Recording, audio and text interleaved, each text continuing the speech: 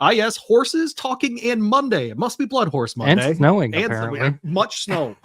We're going to have Eric Hamelback on later in the show to move all the flurries out of here because that man needs good conditions on Saturday. Yes, he does. We'll get into why in just a second. We'll also be joined today. By the way, Sean Collins, Louie Rabaut hanging out with you. BloodHorse Monday.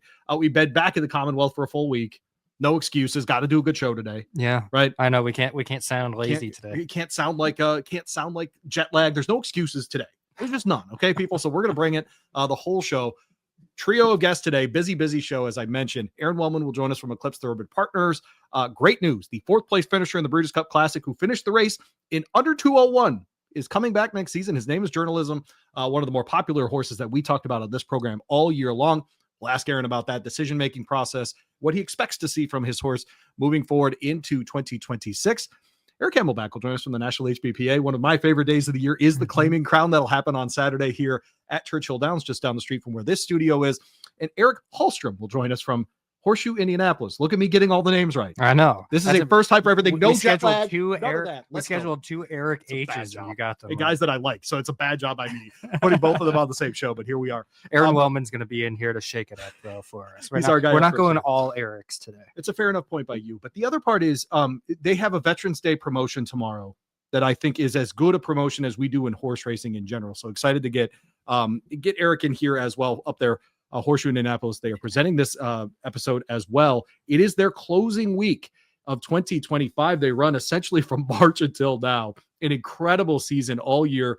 Mixed breed, thoroughbred, and on the quarter horse side, of course. Last chance to bet on those full fields, those player-friendly takeouts, and to support their Veterans Day card on Tuesday. A pair of 2-year-old stakes on Thursday as well as part of a packed 13 race card. Check them out. Horseshoe Indianapolis all week. This week, I already had Rachel on a couple times. So it'll be nice to have Eric on as well. One of the best things about this program, you get to meet the people behind the scenes for sure. Exactly. And now I'm starting to realize I should have asked Aron Wellman if Eclipse has an Eric on the staff, and he could have talked to us about journalism instead, just to keep the trend going. Aron and Eric is close enough. That it's close enough in my brain. I know they're spelled very differently, but I don't need it. I don't need it. You're trying to. No, I don't like it. I don't like what you're doing. I don't like it. I'm just saying for consistency purposes. I would think the watchers and the listeners would want us to stay consistent. You don't want to keep track of all these different names that are appearing on the show. If we just had one set name, all right, here's this Eric H. It's just easier to remember, isn't it? Something like that. Outside of the normal Breeders' Cup headlines, the headlines that we expect this time of year, where many are off to the breeding shed after wins, whatever it might be. We get this news about journalism. We'll get into another that'll be sticking around. But first thing, we hung out with Keeneland all last month on this program promoting the sale. Obviously, we did a great job. Their November. Are we taking full credit? Obviously, it was this show, another BloodHorse Monday bump. But seriously, look, man, 29% up. And this is from our colleague, by the way, Olivia Newman at bloodhorse.com on the sales side of things over there. Last year's gross of 196 million, already an insane number to think about, of course. But we're talking about this was as of Saturday night, just too, which Saturday we did have a Sunday session as well, so those numbers have gone up a little bit. So just talking about these kinds of increases, Sean, essentially all I wanted to say here was we see a continuation of the earlier sales from this year. Yes, even as we get into different types of sales, whether it's horses in training or younger horses, frankly, horses that are still able to run if you want to, or can go off to the breeding shed, etc. Lots of options when you get to Keeneland November. We'll see another sale this week. I expect similar numbers. I mean, it's a remarkable thing, but hey, the trend line is the trend line. Yeah, the trend line is pretty strong right now. We talked about it a lot during the yearling markets earlier in the year, and we're seeing it carry over now to the breeding stock sales. People are getting invested in racing. Part of that is the economics of the situation right now. Some of the tax changes that came with the big beautiful bill, so that's playing a role into this, people spending more. But then also I think just in general the excitement level for racing is really at the highest it's been in many years. And so now, as we've talked about on the show before, we just need to see this start translating into an increase in the full crop going forward. That's exactly right. But the way that we're seeing yearlings sell right now, the way we're seeing the 2-year-olds in training sell right now, and now seeing that carry over to people investing in their breeding stock, I think is a good sign that maybe we can start to turn that around, start to add more as in terms of the full crop. More people seem to be getting interested in it. More people, I think, are starting to get involved in the breeding side of it. And you can look at it from two perspectives. You either are going to get a good mare that's going to produce you a good foal that you can race, or the way the yearling market is right now, I would want to have a yearling that I could sell at auction right now too. Absolutely. So hopefully all those things combining the success of the sales. I mean, obviously, the racing is the bread and butter of everything that we do, but I feel like the success of the sales right now could almost be a better trendsetter for increasing the full crop, is because it is that financial side of it. It is that instant return when you take the horse. Not that it takes several years to get the horse to the sales ring, but when you do get them in the sales ring, you get that instant return as they go through. And so hopefully that will then lead to this full crop going up. I even, when we had John Green from DJ Stable and they were doing their reduction and all those things, and that reduction went pretty well. Went very well. Yep. Another BloodHorse Monday bump, but but what I put on Twitter as well was just, when you put out good offerings, people are going to pay good money. Yeah, and I think many of this, and look, Frank's talked about this. Frank Hengst, our editor on this program, has talked about this a lot. Is we're in a golden era of sires is probably a strange way to put it, but the depth of sires right now is as good as we can remember. Yeah. Right. The number of very good sires who either are great, dirt sires or both surfaces, whatever it might be. And frankly, as the money goes up on Tapeta, we're watching those sires be really valuable, right? Yep. If you could run for 90 and 100 at Turfway Park, why not? And that's the other part I wanted to get to. It used to be that the Keeneland sales, and I would love to get to this with someone like 15 years ago. You were buying horses at Keeneland to ship to New York, to ship to California, to run for those purses. You don't have to do that anymore. No. And I wonder if there isn't a little bit of, actually, we get to stay here. We can run at Keeneland. We can run at Churchill. We can run at Turfway. We can Ellis. I mean, Christ almighty. Kentucky Downs, of course. Yeah. Real value just in the state of Kentucky. I do wonder too if there is a little bit of incentive that way. Oh, definitely. And you look too at the purse money Kentucky Downs is offering every year. It's now more than ever. It's more valuable to have a turf horse. We had guests on who admitted that Kentucky Downs is a centerpiece of what they do. Yeah, because they need to hit the board there. Exactly. And when you're going to these sales now, we always talk about at the yearling sales, everybody goes in looking for their derby horse, is what people typically say. We want to find a horse that wins the derby. Now you're okay with getting that horse that's got grass in his pedigree. Maybe give him a try on the dirt, but if it doesn't work out, you got all that purse money down there at Kentucky Downs to aim for. And then, as you mentioned, the Tapetas, as the synthetic surfaces are starting to really blossom across the country. Turfway Park's purses are going up. Belmont Park's putting in the surface. Gulfstream Park has the surface. Yep. And you're going to start to really see where, those horses, Woodbine, of course, and you're going to see where those horses are going to continue to become more and more valuable. So really, it's getting to the point where it doesn't matter what surface they're on, what you want them to do. Just every horse, as long as it's a good horse, there's value to it. Like we just saw Wolfie sign a ghost pick off a graded stakes. That was awesome, by the way. That horse is going to go. That horse is going to go run at a Turfway and run well. Yeah, it could be a $250,000 race, $300,000 race. I mean, just immediately. And so you're totally right about that.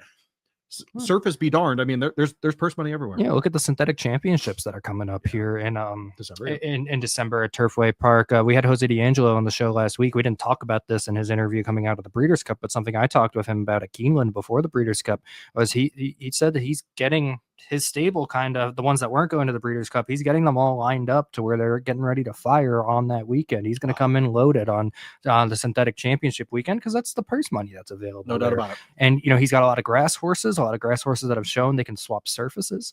And so if you got some nice horses in Kentucky, that's a good chunk of money that you could potentially grab. And those are going to continue to become more and more competitive races. It was a success last year when they did it, I thought, and now we're going to start seeing more and more horsemen, I think, really trying to target those synthetic championships. So speaking of turf horses, Gezora, the announcement made by owner Peter Brandt telling you, Sean Collins on the case, that Gezora will be moving from Francis Henri Graffar's stable to Chad Brown's. And I wondered aloud on this program after her performance if they wouldn't want to try her more often in North America. I assume the answer was yes. I assume she would stay with Graffard. Are you surprised at all to see her move to Chad Brown? No, I'm not surprised at all. And I do want to give full credit. David Grenning was the first to report this news a couple days beforehand, but I did get to talk to Peter Brand about this yesterday. But yeah, they had always planned on keeping her in the U.S. immediately following the Breeders' Cup, just kind of let her wind down. She's at a farm in Kentucky at Del Ridge Farm, getting her 5 weeks off.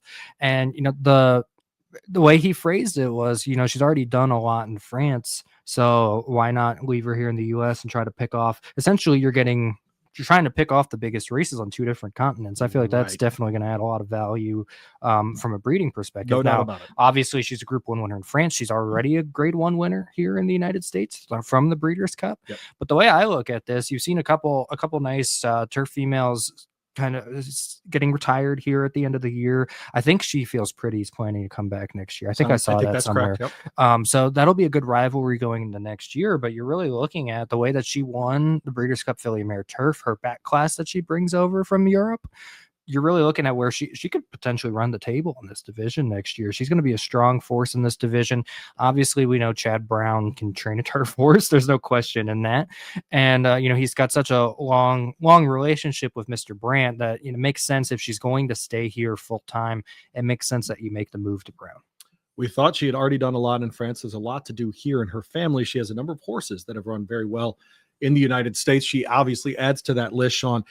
Pegasus, you think first target then January? Or will they give her more time than that? She won't be back in time for that. Okay. I would say if she gets back on the things really quickly, that race down at Tampa, is it the Hillsborough Stakes? Yeah, the Grade 2. I'd say maybe that would be the first option you could see. That's a big spot for Brown. You're right, especially that time of year. But I would say more likely you might see her Derby weekend in a race like the Modesty. The one race Peter Brandt mentioned specifically to me that they're kind of aiming for is that New York Stakes on the Belmont Stakes Racing Festival. Yep. Big Grade 1 there. I'd imagine you'd want to maybe get that prep in her at Churchill Downs first and then move on to that. Or, if they want to just wait it out for that Grade 1 option, I could see them doing that. We've seen stranger things from Chad Brown than that. Yes. Sure, yes. So, but yeah, definitely exciting. It's always exciting when we get one of these Europeans that come over, win a Breeders' Cup race, and now we're going to get to see them stick around here. Yeah, no, she was super impressive there at Del Mar. Should be fun to follow her in 2026. Another horse will be following in 2026. Will be Journalism. It was met with a lot of fanfare and happiness on the internet, as the kids call it. And Aron Wellman was part of the decision makers on that team. Joins us from Eclipse Thoroughbred Partners. Aron, we were thinking about it, and I think this appearance puts you very near the top of the list of all-time appearances on BloodHorse Monday. Congratulations on her 41st episode here. How are you today? What an honor. At some point he's gonna stop answering my text messages. We get it, guys. You like our horse, yeah, right? Well, Aron, obviously the big news came out last week that Journalism will be returning for a 4-year-old season. Just take us through the conversations that have to be had with all the different partners there. Yeah, as we have conveyed, hopefully throughout the course of the last year, starting with his Los Alamitos Futurity win at age 2 and going through this year's campaign. It's a team effort, of course, with Eclipse, Bridlewood Farm, George Isaacs, the Malone family, Don Alberto, who is the breeders of this colt, Bob LaPenta and his team, including John Panagot, Michael McCarthy, and of course the Coolmore contingent. So there's a lot of parties that need to be addressed, a lot of parties that need to be on the same page.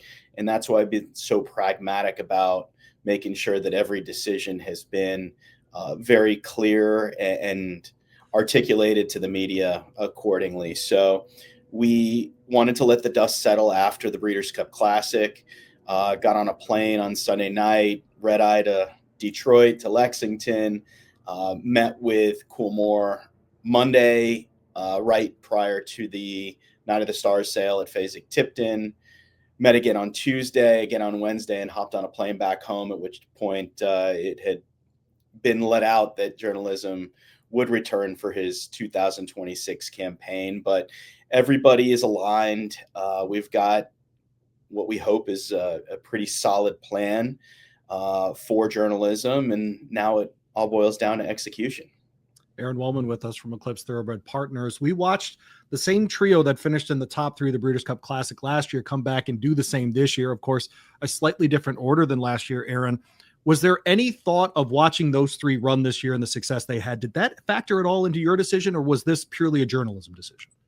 It always boils down to journalism himself. But of course, watching Sierra Leone, Forever Young, and Fierceness do what they've done 2 years in a row, and credit to their connections for bringing all those horses back for incredible campaigns at age 4 after stellar 3-year-old years. It certainly enters our mind that they can go one better or better than that as they develop. But journalism's a horse that's always been one that we feel is bred and built and designed to get better with age, even though he's had such an illustrious 2 and 3-year-old season. But yeah, I mean, what a incredible Breeders' Cup Classic it was. And, to go toe to toe with those heavyweights was a great experience for journalism himself, and should only make him that much more prepared for what's ahead. You watch him finish in a sub 201 over the 10 furlongs at the Breeders' Cup Classic. What's going through your mind as you're watching him finish, knowing that maybe he's not going to win, but boy, he put in just the effort we always expect from him in every race? Yeah, those 4 threw down, and you talk about just incredible horses that are the top 3 and journalism being the top 4. But I mean, Mindframe was well back in 5th, and Antiquarian and Nevada Beach. I mean, you've got Baeza, you've got incredible horses that were in the back half of the field too, So it was billed as a Breeders' Cup for the ages, and I think it lived up to it, even without the unfortunate defection of Sovereignty. It was just an incredible race. We loved the trip that we got. It certainly seemed like speed, going 2 turns, getting to the rail was pretty lethal all weekend long during Breeders' Cup at Del Mar. We saw it on Friday in the baby races, and we saw it again on Saturday. Scylla being a case in point, Betternato, you just saw speed was brutal, and sort of that stalking outside trip. Even if you look like you were loaded turning for home, if you weren't on the pine and in front, you were in trouble. I mean, even Nisos had a hard time getting past Citizen Bull, and credit to Citizen Bull. I mean, he ran his eyeballs out, but he set blistering fractions that defied logic that he was even in the hunt inside the 16th pole, and it took every bit of that mile for Nisos to get by him in the last jump. So, we're really proud of the effort that journalism put forth, and hopefully he can come back next year and take control of the division. Well, you look at, obviously he was a 3-year-old taking on the older horses here. You go back, the comparison we always make, we go back to the 70s where, a 3-year-old Affirmed wasn't able to beat a 4-year-old Seattle Slew, but a 3-year-old Spectacular Bid was not able to beat a 4-year-old Affirmed. And then we saw what Spectacular Bid turned into in his 4-year-old season. Getting journalism back this year, knowing that, obviously Fierceness, Sierra Leone are not going to be here, but Forever Young might still be around when we get to the Breeders' Cup next year. How much as he grows into a 4-year-old do you think he can maybe make up some of that difference there? Even just hearing those comparisons you're making, Sean, gives me chills to think about the prospects. But yeah, look, he proved himself capable of looking the older horses in the eye twice this year with Fierceness in the Pacific Classic, and Sierra Leone, Forever Young, and Fierceness again in the Breeders' Cup Classic. He's not that far off from him. We think he's just going to get bigger and stronger, if that's even possible, compared to his prowess as a 3-year-old. But we do think he will. He's had a very taxing campaign, a lot of travel. He danced every dance. So we're going to let him catch his breath, recharge the batteries, put some more gas in the tank, and hopefully come back the second half of next year, guns blazing. So if he responds to this little freshening that we intend to give him and does even develop that much more, we certainly think that he's going to be a force to be reckoned with. You mentioned earlier that you guys kind of have a plan in mind. Hearing that about the freshening, it sounds like I would assume that the Middle East races are probably off the table right now. Or are we looking at strictly an American campaign here? That's the plan as of right now. And if we do give him the 60 days, give or take, down at Bridlewood Farm to freshen him up, that's definitely takes the Pegasus out of the equation, which doesn't really allow for a prep before the Saudi Cup, which is now in the middle of February, and then you've got Dubai right in March. So I think we're probably going to look to showcase him here domestically. Of course, step by step, it's something that we'll discuss with Coolmore every step of the way. But our intention right now is to showcase him here domestically in the most important races here on American soil. We'd love if he cooperates to get a race into him sometime around Derby weekend, most likely, with the first half of the season major goal being the Met Mile. And then we could sort of let the second half of the season work backwards from the Breeders' Cup Classic. Well, we saw obviously Fierceness and Sierra Leone come back for their 4-year-old season this year, Journalism coming back next year. The common factor between all three of these is they're all future stallions of Coolmore. What is it that Coolmore, we've always talked about how we wish more people would leave their horses in training for the extra year. What has Coolmore bought into to realize, this is a good idea to bring them back into their 4-year-old season here? Because it worked out with those two, and hopefully it'll work out with Journalism. Absolutely. Look, they have been incredible partners. Their dialogue and line of communication has been exceptional. Their whole team from the top on down have been remarkably supportive of Journalism and our whole contingent. First and foremost, they're sportsmen and women. They love the sport. They love the game. They love the industry across the globe and really respect it here in America. So credit to them for bringing Sierra Leone back, bringing Fierceness back, bringing Citizen Bull back, this year as well. So hats off to them. Really appreciate the conversation that we were able to have at a very high level about Journalism and his future. And I think we're all in agreement. Not only is Journalism the type of horse that should only thrive and excel at age 4, just like, say, Curlin did, right? His father. But we're also cognizant of the fact that this industry really needs stars, and they need equine stars. And Journalism happened to be a horse this season that really captured the minds and captivated the hearts of not just people within the industry, but he seemed to manage to transcend the sport in a certain way. And thankfully, Coolmore understands that there's still more to accomplish on the racetrack that will be good for our partnership as the whole, potentially enhance Journalism's ultimate residual value as a stallion prospect and his stud fee, which of course we have to be responsible about. But also, as good stewards of the game, we want to make sure that we're doing everything in our power to bring these horses back so that they can compete and we can continue to capitalize on that momentum and that following. Aron Wellman with us from Eclipse Thoroughbred Partners. Much made of the jockey switch to Jose Ortiz. Obviously, a top 4 finish at a sub-201 of the Breeders' Cup Classic. Probably a vote in favor of him maintaining the mount. Do you expect to see him aboard in 2026?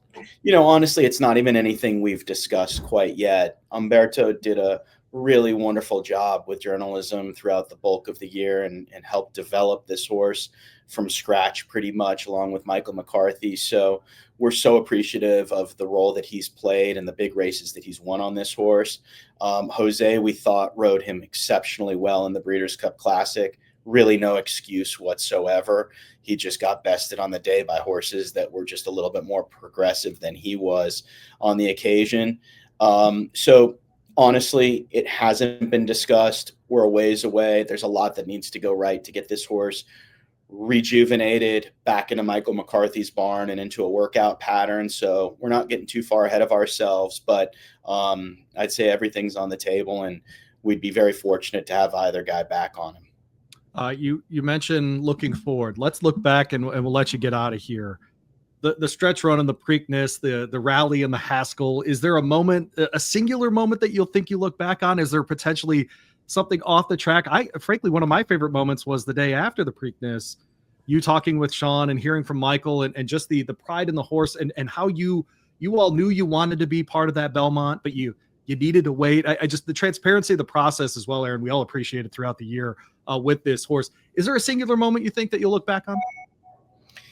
Man, that's a loaded question, Louie, because The whole experience has been just so magical on so many levels. You know, we're a partnership company at Eclipse Thoroughbred Partners. So to be able to provide this type of elite experience for the partners that are involved in journalism himself has been just awesome. Our whole brethren at Eclipse, whether they owned a piece of journalism or not, has rallied behind him in the familial team environment that we've created. So internally at Eclipse, even for our staff and everybody associated with the company, it's been so important and so special. On a familial basis, it's been incredible. You know, Michael McCarthy's family, my family, the Bridlewood family, the LaPenta family, the Donald, just seeing the joy that journalism has brought by way of this experience. But honestly, to look back, it really all started just about a year ago when he debuted going 6 on the main track at Santa Anita. And my daughter and I took the trip up from Del Mar, where we live, up to Santa Anita. And she's like, Dad, we don't usually make these trips just for, you know, a first-time starter or whatnot.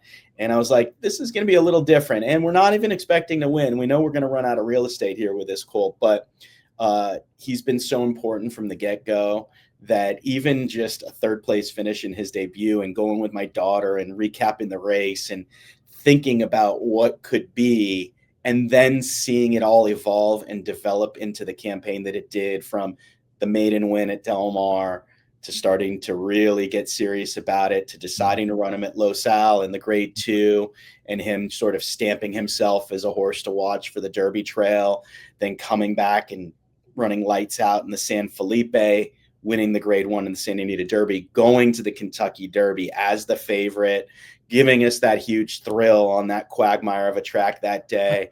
The drama that ensued in the Preakness, but having the guts to go and run in the Preakness after being 2nd in the Derby, watching him have the guts and Umberto have the guts to get through that wall of horses that they needed to in seemingly impossible fashion to win the Preakness. Going to the Belmont, watching him show up again for, you know, participating, not just participating in, but competing at a high level in all 3 legs of the Triple Crown, and then bring him home and saying, you know what, we got to go back across the country to the Haskell, watch him do what he did, running the Pacific Classic and the Breeders' Cup Classic. It's just been unbelievable. It's an experience that I hope every horse owner can have at some point in their lives, because this is what it's all about. And I can't put my finger on one, but I can tell you that, you know, at the fore of my mind is just watching this incredible horse himself, and how smart he is, and how classy he is, and how athletic he is, and how much heart he's got, and how much it meant to our family, the moments around the barn with my family and Michael's family. It's something that I hope we can appreciate again next season. And if I'm doing my job right, we'll have more journalisms in the future as well. So Louie lied. We got one more question for you. It's one that I have to ask. It wasn't a lie. You just usurped it. But it's the question that we have to ask. So you mentioned how we're looking at potentially a stronger journalism going into next year. Journalism's coming back. Baeza's coming back. We're waiting to find out whether or not Sovereignty is coming back. How much would you like to have another shot at Sovereignty with a bigger, stronger journalism?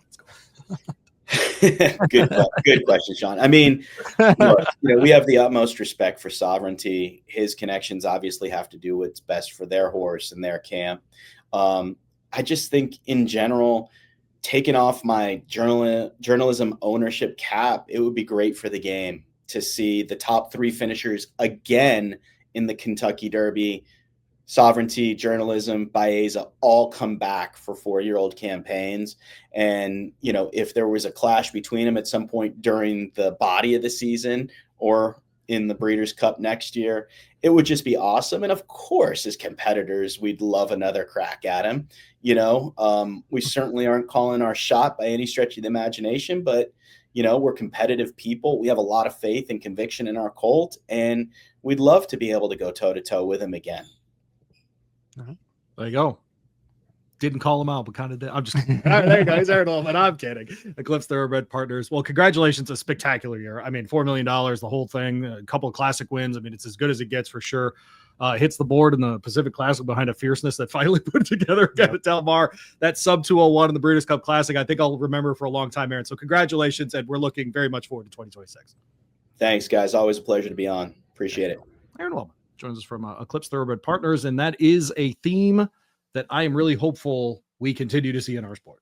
Yes. Is that kind of ownership. And frankly, he brings up, and you brought it up, and it's a great point. Coolmore's got to be part of that decision. Yeah. And it's very clear that they have a very a thoughtful approach with this stuff. I'll put it that way, right? Where there is value in still racing, which is exciting. And so hopefully we see a lot more of that moving forward. But well, just think about how much value Fierceness and Sierra Leone probably added to themselves. I know they didn't win every race, but we still saw that their talent developed. As they went through the 4-year-old year. Yes. And then we can also answer the longevity question with them too. They lasted 3 full seasons on the racetrack. Both of them did. So it just enhances their value. Seeing a horse like Journalism now getting the chance to grow a little bit more too. And then also, the last memory in our mind is not going to be him losing the Pacific Classic and the Breeders' Cup Classic. We're going to see what he can potentially do as a 4-year-old here. But I do just want to give props to Aron Wellman, the Eclipse team, and everybody involved with Journalism. Every single step of this year, they have let us know, they've let the fans know, they've let everybody know the step-by-step thought process, everything they've done with him. You think back to the Triple Crown races where, they were hinting that they were going to be going to the Preakness, to the Belmont, but they wanted to make sure that they took their time, they let the horse answer it, they let us into that thought process.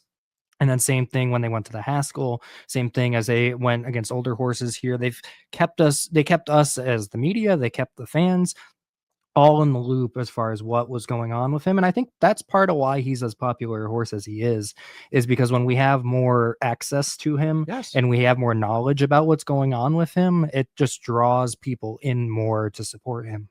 1-minute videos of horses working out on Twitter. That's all we want. Just show us your horse. I mean, it's that simple. The other part of this is, and I'll give you my hot take on Journalism this year. He saved the Triple Crown personally. Like that group saved the Triple Crown. Period. Yep. They just did. They went ahead and saved it. They sent him to Baltimore, and then they were like, we're going to New York. We know we've got a horse that ain't on 5 weeks west, but we're going to go run in Baltimore. We're going to run in New York anyway. I think they saved the Triple Crown. I think it's not even a question. I would not argue that. Then they turn around, like he said, and they ship back to Jersey. That's awesome. It was awesome. It was great. It made the Haskell that much better. And, the Breeders' Cup's going to be at Keeneland next year. We know he can handle the shipping. That's for sure. We're not worried about that. Yep. That's exactly right. All right. Well, I'd make a shipping joke, but there isn't one here. His name is Eric Hamelback, joins us from the National HPPA. He's their president. He's wearing the Claiming Crown hat. That's why we're having him on. A big day for their group at Churchill Downs on Saturday. One of those hats? Yeah, don't worry. Don't worry. Sean's going to ask for gear. Don't worry about it. He joins us here on the program from Lexington. Eric, how are you? I'm doing great, guys. I appreciate you guys having me on. It's always great to hear Aaron, great ambassador for the sport.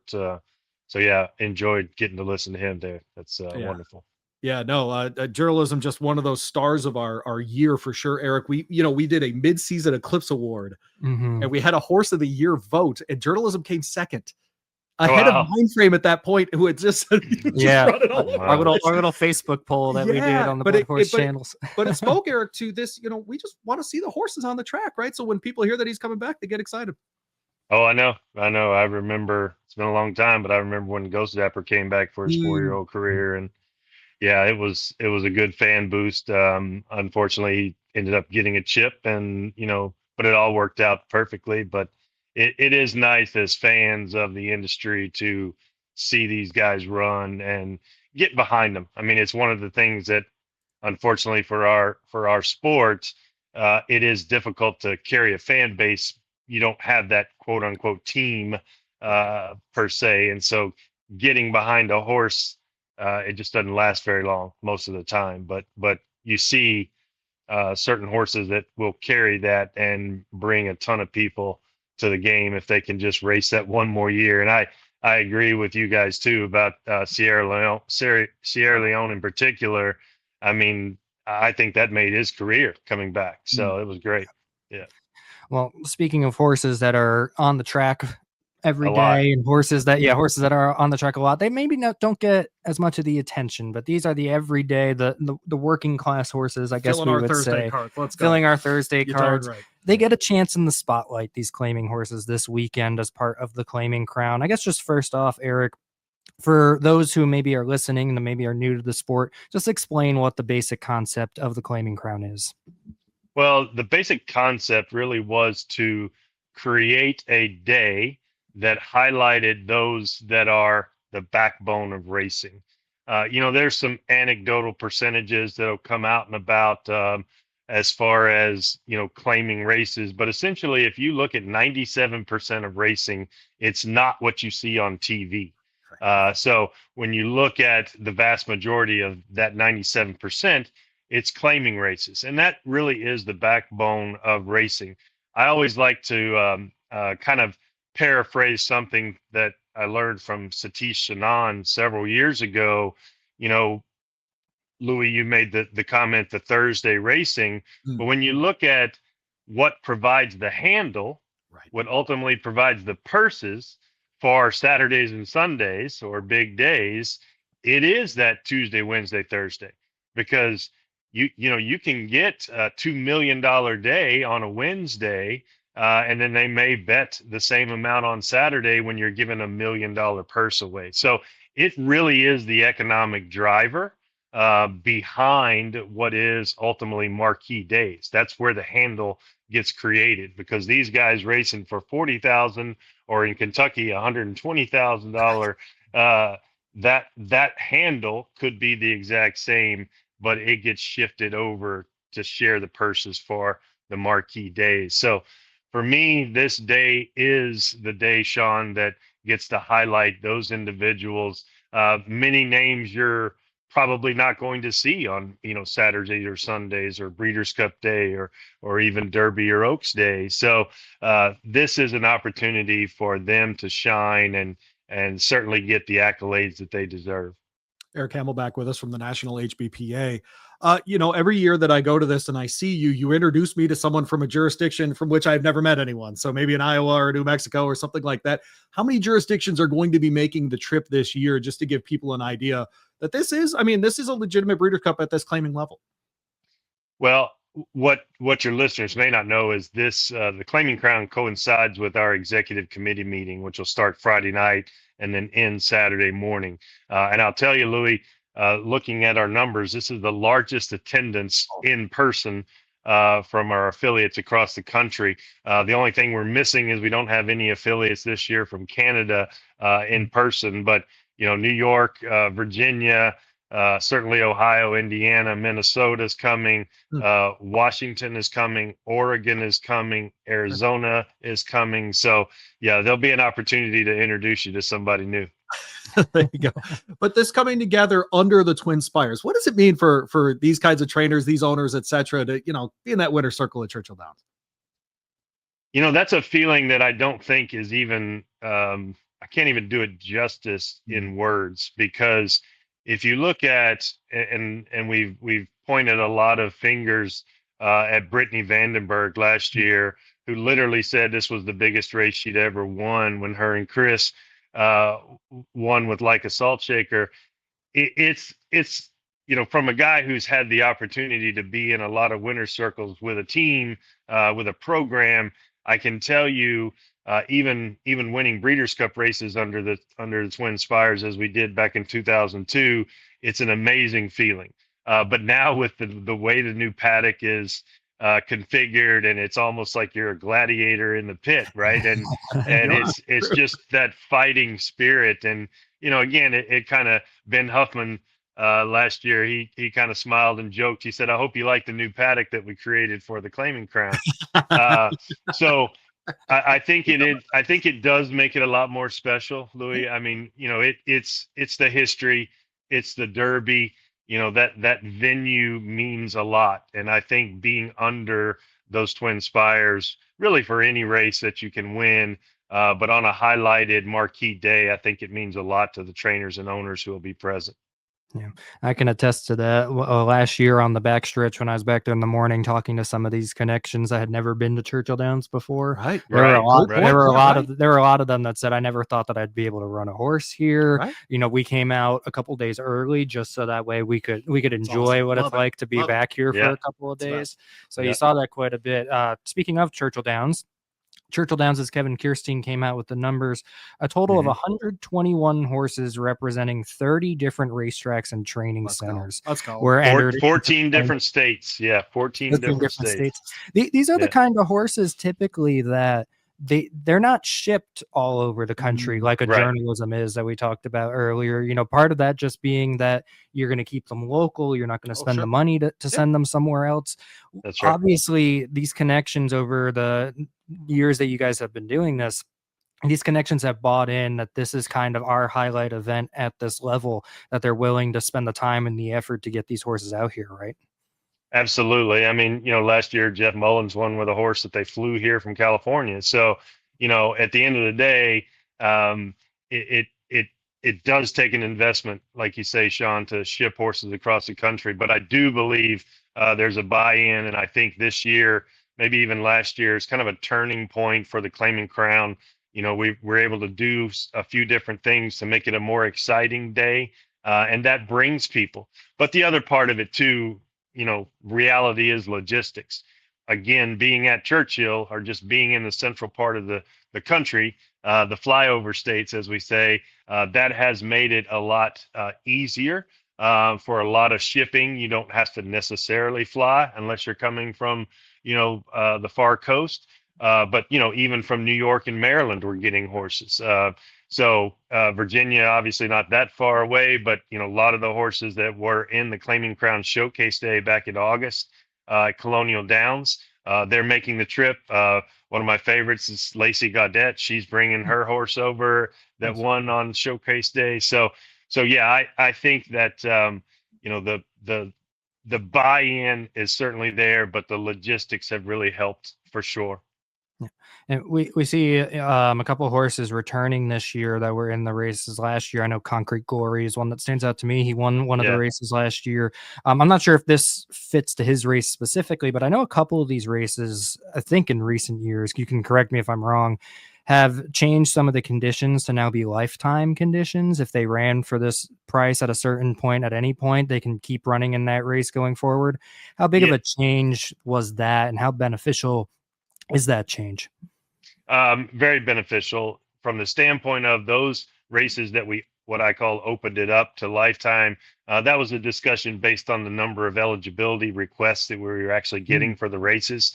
So in order to make sure we continued the what I think is a great, having 12.5 horses per race, that's pretty amazing. So we wanted to kind of keep that as an opportunity. And the reality is, we all talk about the fact that we can't fill races. And a lot of times I think that is based on the conditions of the race. You non-winners of 2, unless you won on Wednesday out of the 5 hole and you're chestnut, those are the kind of conditions that really keep horses from, getting into races. So that was a conscious decision, really, to open up those couple of races to make sure we get full fields. And Sean, you may have noticed, we have 3 races that have 14 horses. Now, I was told by Ben that doesn't happen except for Oaks Derby and Stephen Foster Day. So just to show you, I think, the importance that Churchill and management sees for this day, I think that was huge as well. So big shout out of appreciation to the stewards for allowing that, because that's a really big deal. And I hope that the horse players, Steve Bick made a comment this morning how, when you have 14 horses in a field, that really opens things up. And that's, to get a 15 or 25 to 1 shot, hit the board and win. This is the kind of races that'll do it for you. Eric Hamelback with us from the National HBPA. Claiming Crown this coming Saturday at Churchill Downs as part of just a loaded card, as you mentioned, just tons of runners from all over the country. You'll welcome in people from all over the country, Eric. And we'll talk to Eric Halstrom up next from Indiana. The major headlines that people see: New Belmont Park. They're going to see the new Old Hilltop, if you will, in Baltimore. Those are the stories that everyone sees. And, in a sport where it seems like people love to jump on the negative, you and I, when we get together, I hear so many positive things from you. And I've talked with you at length about, we see the Pac-12 go away in college football, but we don't think, college football's done here. We just watched it all move to Texas and Dallas and all those kinds of things. There's some positive things going on around horse racing. Pick one jurisdiction and kind of brag on them right now. Oh, well, I've probably been bragging on him for a few years, but I still have to go back to Oaklawn. Oaklawn is like the perfect little, petri dish for perfection in horse racing. If they would just get a turf course, which I know they'd love to try to do, but what Oaklawn has done for me, and I'll also point now to Colonial, and even before Churchill bought it, you really see what happens when the Horsemen's representative group and the racetrack ownership come together, and they're able to move things in a positive direction. Nebraska is one that I know people have laughed at me a couple of times, but when you look at what's going on in Nebraska right now, I'm going to say 2 to 3 years, there's going to be a big explosion of a kind of a Kentucky Downs sort of, theme, in that you race in for a few days of big marquee racing. So, those kinds of things I think are extremely positive. For us, Oaklawn is always going to be kind of that star jewel of that little meat, so to speak, that has just exploded. And obviously with the purses in Kentucky, the benefit to HHR has really been a positive, and we're starting to see and try to migrate that. I mean, I just this morning met with a large group here from Kansas. Kansas is bringing back live racing. And in fact, it's due to being granted HHR. Yep. And so, hopefully, again, one of those flyover states is really returning that agri-base rural concept and bringing back horse racing to their state. So Kansas is working very hard and should by next fall have live racing again. Eric didn't even mention Iowa, and they're crushing it at Prairie Meadows. So I mean, Well, there's so many great I'm- examples. I'm not accusing him of anything. There's a lot of good headlines right now. Well, now I'm going to be looking to book my plane tickets to Nebraska. There it is, buddy. for There it 2 to is. There 3 you go, years. man. Apparently, I need to book something to Kansas next fall as well. So That's you're, right. you're loading up my schedule here, Is Eric. there That's an right. airport in That's Topeka? We find out next. That's exactly right. Release Eric Hamelback. By the way, Eric doesn't realize what he did. Because if he doesn't show up with one of those hats for you, I'm sorry. Like, I can't guarantee your safety. I can't guarantee his decorum around you, even in the nice paddock, that gladiator ring that you described. If he picks up the Nebraska tickets, that'll cover it. Well, we're all I'll going. bring you. Kansas. I've got this and a trucker hat too. I'll let you choose Sweet. which one you want. All right, appreciate There that. you go. All right. But yes, Well, looking Eric, forward to Saturday for sure. We will see you on Saturday, Eric. Of course. Look forward to it, guys. National HBPA. We appreciate him very much. He'll make the 75-minute drive to Churchill Downs. He'll figure it That's out. right. We'll see you, buddy. I'll Thanks, be Eric. there, guys. Thank you very much. Thank you. Eric was the first person I saw in the San Diego airport after the Breeders' Cup. Really? How about that? His poor wife had to listen to us talk shop for a while. By the way, Eric's daughter Hannah, crushing it in Lexington media, crushing it. Really? BBN tonight, doing all kinds All of right. crushing it. Hannah's doing a great job. So yeah, whole thing. Let's bring in someone else who's crushing it. Let's just keep rolling with the Eric H's on this show. Eric Halstrom joins us from up there at Horseshoe Indianapolis. Of course, the presenters of the episode today. Eric, so happy to have you on. Enough Rachel already. We get it. The 2 appearances by her, that's enough already. But look at you. Last week of racing this year, does this always sneak up on you, or do you get to a point where you're like, okay, we kind of need a break here? Well, I mean, if I could show you what the racetrack looks like, and maybe you've seen it, we've got snow everywhere. So it truly does indicate that we run in the spring, summer, fall, and now winter. So, you get to 7.5 month meet, and you do need a little bit of time, to regroup and make sure everybody can get away, and a lot of sacrifice from a team that tries hard every day, and that's one of the things is every day we're doing something to either make the place better or do something for customers. And you can't, 7.5 months, it taxes you quite a bit. So we're ready, but I can also tell you by April, we'll be ready for next year too. Yeah, for sure. Eric Halstrom with us from up there at Horseshoe Indianapolis. You close Thursday, a pair of 2-year-old races I think everybody should pay attention to for sure. But tomorrow, your annual Veterans Day promotion. And Eric, I say this without hyperbole or anything else, or you've included me in this Pick 5 challenge now. This will be a half decade, believe it or not. I'm 3 for 4, by the way. There you go. How about that? But it's always for homeless. Like to hear that. Up there in Indianapolis. Where did this idea come from? And just kind of talk us through why the Veterans Day promo there at Horseshoe is so important to you.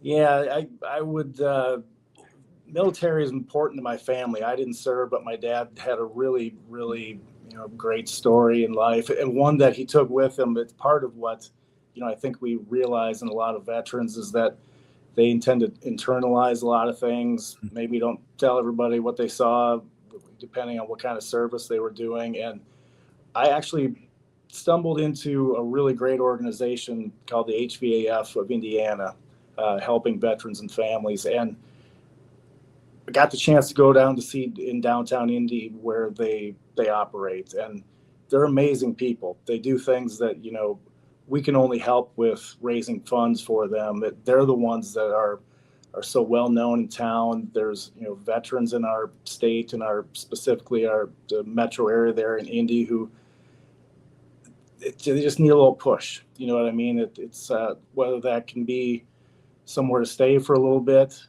because the goal is to get people in and move them out and get them to something better, whether it's food pantry items or clothing, or, a lot of times there's assistance if people have got some mental health issues or whatever it might be. So we found this group, and they were there before we found them. They've been doing great things for a long time, but it seemed like a really good way for a company that really cares about our veterans to get involved. And, this is a regional thing. I'm sure there's organizations throughout the country that, major cities that have this type of organization, but this is our group. And, we're going on, it's our 5th year. We're already about $50,000 raised for them over these years. And this one I think will be our best because we got some sponsors for some races this year. All that money that they sponsor will go straight to the HVAF. We'll put it all together and tally it up and send it their way. And then, like you talked about, you've been a part of this, and every time you hit a big 5, it goes right to them. And a lot of pressure, by the way. You never feel more pressure than trying to help homeless vets. Hit it with a big 5. I'm not telling you. It's the most handicapping pressure you have all year. I actually appreciate the challenge because I find myself like second guessing myself more than any other ticket I put together for the year. No, we appreciate it. This year we've got, I think it's 14 people that help, and Expanded it. all of that. You can really do some damage in a good way if people get hot and things happen to go the way of our friends like you that are putting these tickets together. So we're gonna have a great day, and we've got some really neat veterans that'll be on site with us, and it's really great to just be around them on Veterans Day. Yeah, it's been fun to watch the different races be named in honor of different people and see their families on track there, Eric, or see them individually on track as well. I'm sure you'll continue that part of it tomorrow. But, the closing this week, you all have been very forward thinking with what you do there operationally at Horseshoe, whether it's with, affordable residences for workers or it's year-round racing. What's the next initiative that you guys are working on up there? Well, I think we've done a lot of things over here. This team has really grown, and I'm super proud of the way they are. And one of the things that I feel most that I could express very factually is this team loves racing. And, That's right. We're already talking about some things next year, and we make notes, and every year we come up with some things that we try to do different, whether it's, different takeouts or lower takeouts for our players, or if it's, things on track. This year we had a really successful pink out day that really turned into be a really cool thing. And we started a new thing where my wife paints these jockeys. She's very good at it. We got $1,500 raised from, just a simple jockey statue that somebody decided to jump in. We've got a really cool statue for tomorrow, that'll be up for auction, and, hopefully that brings something as well. But this team won't stop. That's not part of what we do.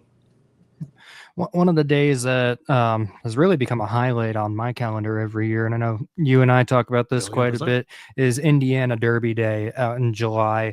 I went to my first one in 2021, I believe, and over the last 5 years, I've seen it continuously grow and get better. And now with all the stakes races that over are on 9 million undercard handled this year. yeah, Oh yeah, it just keeps getting better. Just how big of a day has that become, and how does that keep growing going forward? Yeah, I appreciate you saying that, because we've tried really hard, and we've really tried to include a lot of national attention. Louie's always a part of this. We've got TVG will be here with their They're live remote. Fox Sports has become a regular partner in Indiana Derby Day, and the racing has gotten really good too. That people can recognize good racing. And, last year we were really proud of our Oaks winner, Glico. Yeah. She ran 4th in the distaff. She won the cotillion after she left here. There's plenty of quality here that comes out of these races, and they're competitive. The fields are big, and we've got a couple of Indiana races that day that are big fields, and they don't run as fast as the others, but they're really competitive, and they're well matched, and they try hard, just as hard as everybody else, and they pay just as much as everybody else. So on track, we've got some ideas for next year, maybe taking the next level in terms of some guest experiences that we've never tried before. And we'll see. We're hoping to go on sale with our tickets earlier this year so we can give people a chance to see what some of the offerings might be. But it does continue to grow, and we're pretty proud of that. In 2019, the handle was 4.1 million. Last year it was 9.1, and we're heading towards that 10 million, and there's gonna be some celebrating, tell you, when we get there.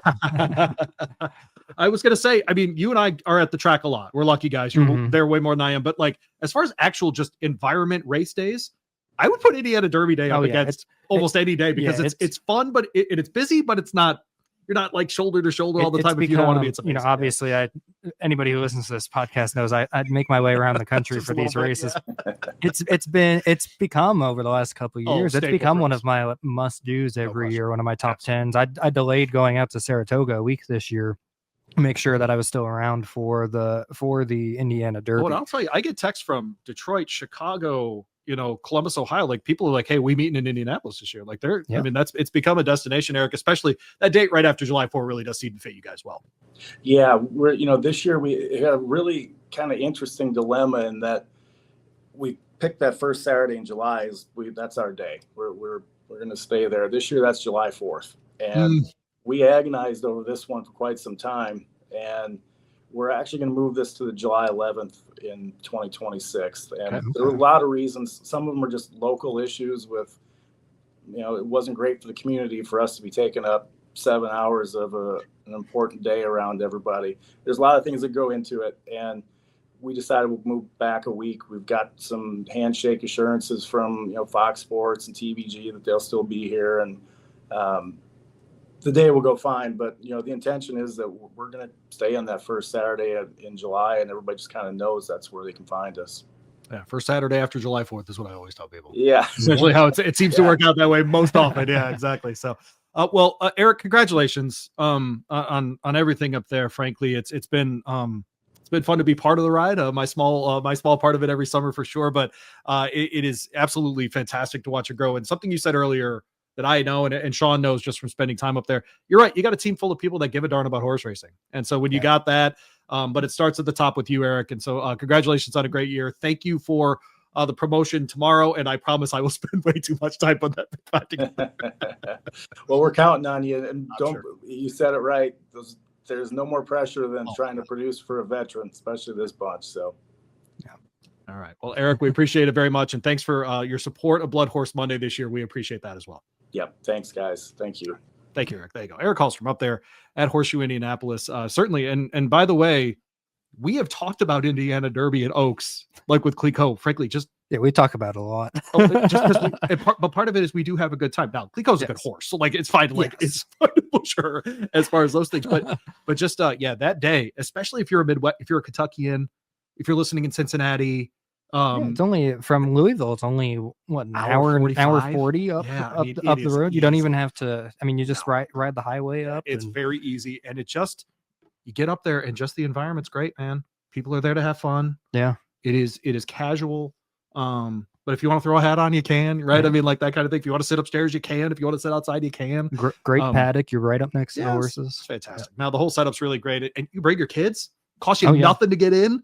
I remember 2 years ago, I don't know if you noticed this, there was a line to get programs. Eric walked downstairs and said, "No, just give them away. I don't want lines for this. Go bet.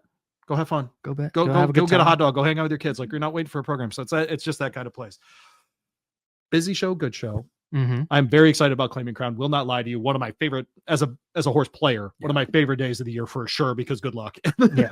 Massive fields, it's fantastic. Yeah. I went to my first Claiming Crown when it was at Churchill in 2022, I believe, and it was covered in snow, which is why I was happy to see snow this week. It means Claiming Crown is right around the corner. Right. But then last year I got an even deeper appreciation for it, just being on the backstretch and talking to the people, for a lot, when we watch the Breeders' Cup every year, we see a lot of the same faces. We see the occasional new faces. Fair enough. But at the end of the day, that's probably less than 1% of the industry that's represented in the Breeders' Cup each year. And the Claiming Crown is really for the other 99% of the industry. Not that they're all in it every year, but this is really an opportunity for them to have their big day, to look at, have a goal. Like, I'm going to have a horse that could qualify for that, can go run in that.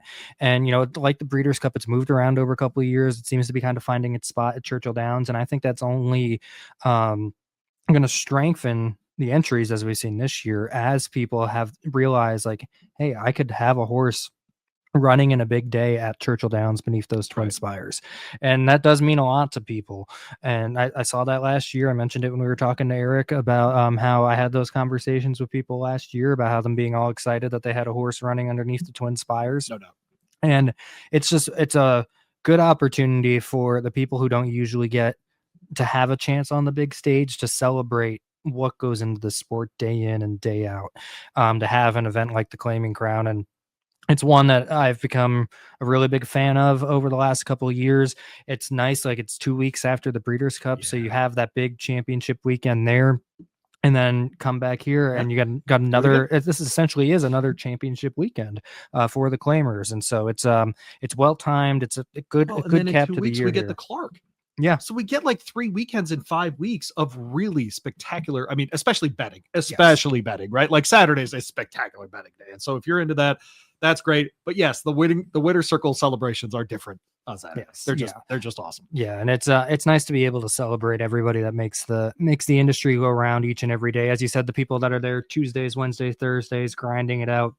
Let's not bury the lead, Let's not bury the lead, though. You just heard that there's going to be new places to go watch horse racing. I mean, you're a little tingly right now. Yeah, I gotta start. I gotta keep checking the tracks off the list. I'm almost done with everything east of here. I just need to get to Mountaineer, and then we're gonna start heading west a little bit more frequently. So I'm glad to hear I'm gonna have some targets in Nebraska. I'm glad to hear about this Kansas target as well. I've been following that Facebook group for several years, watching them gradually pick up steam.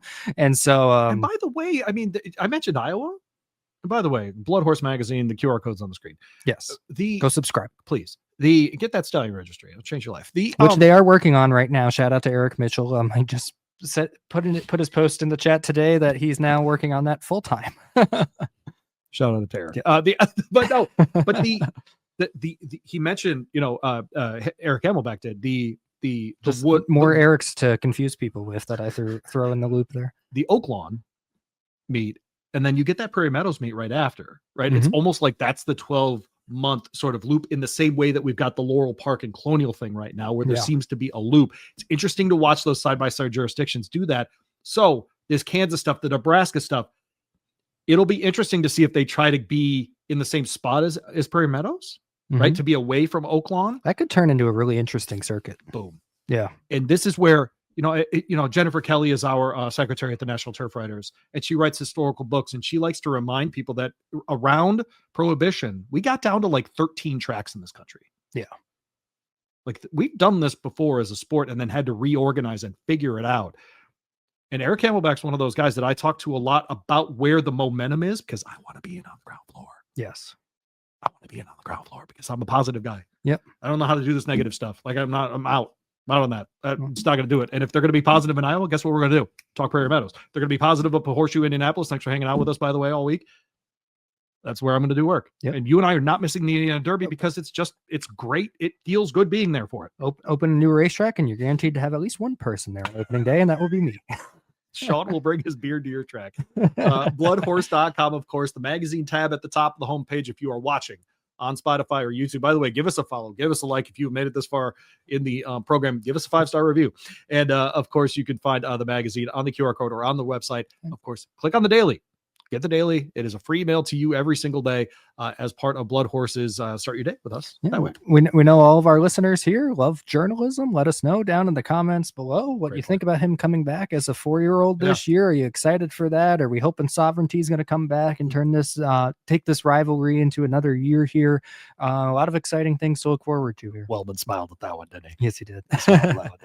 Oh, if we could get another prime Sovereignty versus journalism. Even if we get forever young journalism in Baeza, that's awesome. Yeah, that's awesome. Give me all of it. That is if Forever Young's not too busy running on the grass. Does Baeza win the ARC? We talk about it next week. The Blood Horse is dedicated to the improvement of thoroughbred breeding and racing for over 100 years. Don't forget to like, subscribe, and save Blood Horse Monday on all your platforms.